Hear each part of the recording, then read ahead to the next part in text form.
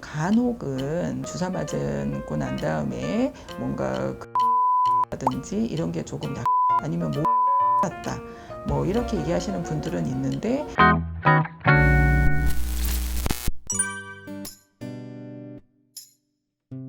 예전부터 이제 접종을 했던 게 가다실 사과 같은 경우는 인유두종 바이러스, HPV 바이러스라고 하는 바이러스가 워낙 이제 크게 두 가지 그룹으로 나누는데 고위험 타입, 저위험 타입 이렇게 볼 수가 있어요. 근데 고위험 타입의 바이러스가 감염이 되면 그게 자궁 경부암이라든지 이런 암하고 연관이 좀 되는 거고, 저위험 타입 바이러스는 암에 대한 위험률은 좀 떨어지지만 성기 쪽에 이제 성병성 사마귀, 그런 생식기 사마귀를 좀 유발할 수 있는 걸로 되어 있거든요. 근데 가다실 사과 같은 경우는 이 고위험 타입 중에서 두 가지 16, 18번 두 가지를 예방하고, 저위험 타입 중에서 6번, 11번 두 가지를 예방하는 백신이에요. 근데 이 고위험 타입 16, 18번이 전체에 생기는 자궁 경부암의 원인의 한 70% 정도를 차지하는 걸로 되어 있고, 저위험 타입 6번, 11번은 생식기에 있는 성병성 사마귀 원인의 한 90%를 차지하는 걸로 되어 있어요. 그래서 경부암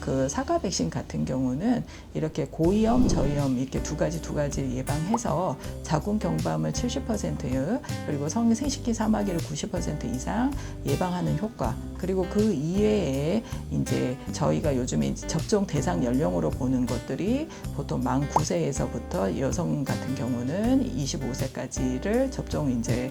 대상 연령이라 이렇게 얘기를 하고 있는데요. 이게 이제 자궁 경부암뿐만 아니라 또는 HPV 바이러스로 인해서 생기는 질암이라든지 외성기암 같은 경우도 예방이 조금 가능하고, 그리고 이제 생식기 사마귀라든가 항문암이라든지 남성 같은 경우도 이제 항문암이라든가 생식기 사마귀를 예방하는 효과가 있는 걸로 되어 있습니다. 그리고 이제 그 가다신 9이라고 하는 거는 9가지를 예방하는 건데, 기존의 사과에다가 고위험 타입 바이러스 5가지를 더 추가로 예방하는 효과를 가져서 자궁 경부암을 90% 정도까지 예방이 가능하다 이렇게 얘기는 하고 있고요. 이거는 이제 추가되는 5가지 타입이 한국 여성들 같은 경우에는 이 자궁 경부암 원인이 되는 그런 타입들 중에서 80% 정도까지도 커버가 될 수 있는 그런 부분이고, 그래서 전체적으로 항체 형성률 같은 경우도 90% 이상, 그리고 특히 새로 추가되는 5가지는 항체 형성률이 거의 96% 이상까지도 나오는 걸로 되어 있습니다. 그리고 접종 대상 연령도 가다신 9 같은 경우는 이제 만 9세에서부터 45세까지로 그게 확장이 되어 있기 때문에 여성 같은 경우에는 요즘에는 거의 이제 가다신 9 쪽을 많이 접종을 하고 있고, 나라에서는 우리나라 여성 그 학생들 만 13세 여성한테 있어서는 가다실 사과를 지금 이제 서바릭스랑 마찬가지로 무료 접종으로 하고 있습니다.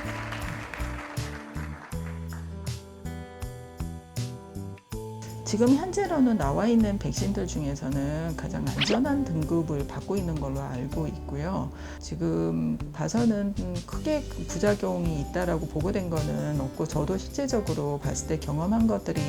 거의 없는데, 간혹은 약간 주사 맞고 난 다음에 뭔가 근긴장도라든지 이런 게 조금 약화됐다, 아니면 몸살처럼 몸이 좀 알았다, 뭐 이렇게 얘기하시는 분들은 있는데, 문의를 해봤을 때에도 근무실이나 이런 데 쪽에서 크게 현재까지는 통계적으로 의미가 있게끔 뭐 문제가 생기거나 이런 케이스들은 거의 없다. 저도 실제적으로 크게 경험해 본 바는 없습니다. 생식기 사마귀 같은 경우는 20, 30대에 굉장히 흔한 질병이고, 재발률도 좀 30% 이상으로 여성한테 넘겨주는 매개체 역할을 하게 되는 경우들도 굉장히 많기 때문에 접종을 하시는 게 좋습니다.